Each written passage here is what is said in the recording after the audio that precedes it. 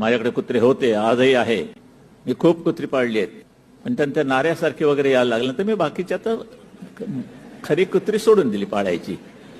म्हणजे कुत्रं बरं आहे, पण ते तिच्या आयला मला चावायला निघालं. हाणा तिच्या आयला नाऱ्या. 1.5 फुटाचं चावरं कुत्रं कोकणात फिरता कामा नये, बिलकुल नाही. ते हे काम, पवित्र काम तुम्हाला करायचं आहे आणि हे करणार की नाही त्याचं मला उत्तर पाहिजे तुमच्याकडनं. पद पद पद किती पद. बरं याला नीट इंग्लिश येत नाही. हिंदी म्हणजे मैंने बोल्या, अरे बोल्या यायला बोल्या. एकदा मुख्यमंत्री असताना मी वर्षा बंगल्यावर गेलो होतो.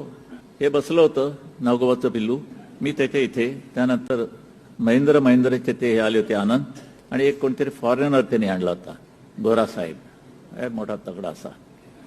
विषय होता बीएसटीला काही त्यांनी मीटर्स काढली होती आणि मीटर्स तिथे बसली की नाण्यांचा गोंधळ होणार नाही, फटाफट माणूस मोकळा होईल प्रवासी, आणि कंडक्टरमध्ये भांडणं लागायची नाही. हे बसले नागोबा आयटी मध्ये.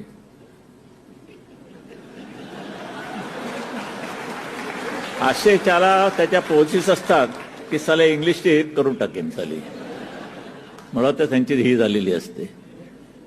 आणि तो बोलायला लागला,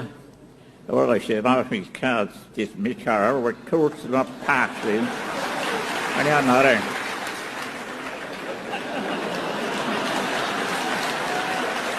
ते काय झाटं कळलं काय तुला?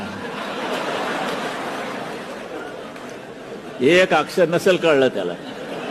तो आपल्या याच्यामध्ये first class of street and then for it this is for it बापाची. याला तुम्हाला एवढे पदास बसवलं, खरं आबरू माझी जात होती, मला साला घाम फुटला.